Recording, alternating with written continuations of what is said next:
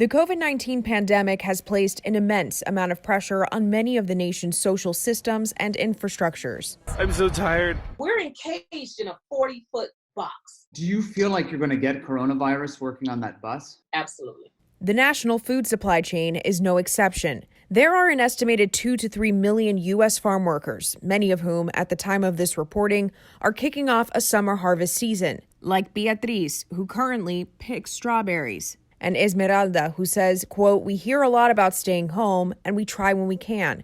But as field workers, we have to find a way to support our families." A physically demanding job. I got 2 surgeries from hernias, so I needed to stop the heavy lifting. With little pay. There was a family that literally didn't have any food.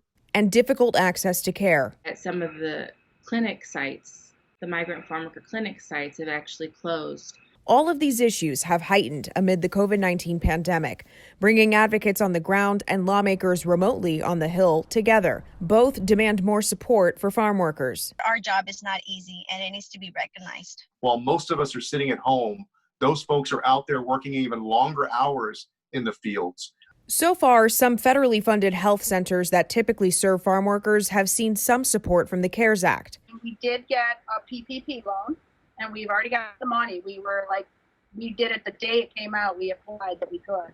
And then we've gotten some assistance from HRSA through the CARES Act. But the support stops short of reaching farm workers' hands themselves, specifically undocumented farm workers who don't qualify for federal assistance. The fact is that these workers are here, that they've been here for generations, that we know they're here.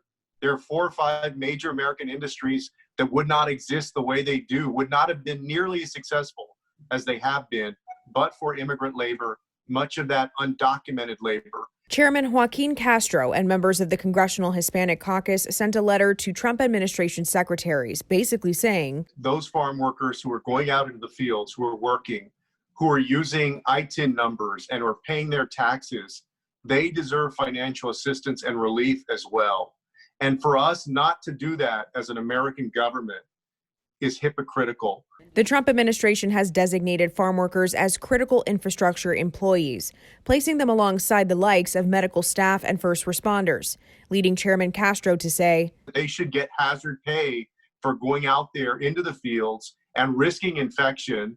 The letter also calls for health and safety protocols like personal protective gear and social distancing practices in farm workers' typically close working and living conditions. It's also important that they not be deported, that they be protected from deportation. So have you heard any response from any of the secretaries regarding any of these, calls to action? We heard from ICE, and ICE said that they were going to now selectively enforce and remove certain persons from the United States, and seemed to say that these were not the people they were going to go after.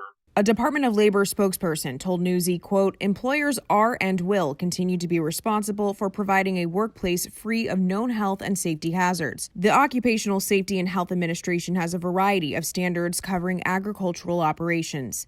Those standards include workers' legal right to required protective gear and close access to drinking water, toilets, and hand-washing facilities. OSHA also published guidance on preparing workplaces for COVID-19 and a poster on how to prevent coronavirus exposure in 13 languages. But the agency has previously said it can't spend funding on conducting inspections or enforcing its standards on farms with 10 or fewer people. The U.S. Health and Human Services Department acknowledged its recently announced grant program for racial and ethnic minority communities impacted by the COVID-19 pandemic, but it did not respond to Newsy's request for comment on how it's supporting the farm worker community during this time. Despite these responses, advocates and lawmakers are left with unanswered questions as the country reaps from what farm workers single-handedly sow.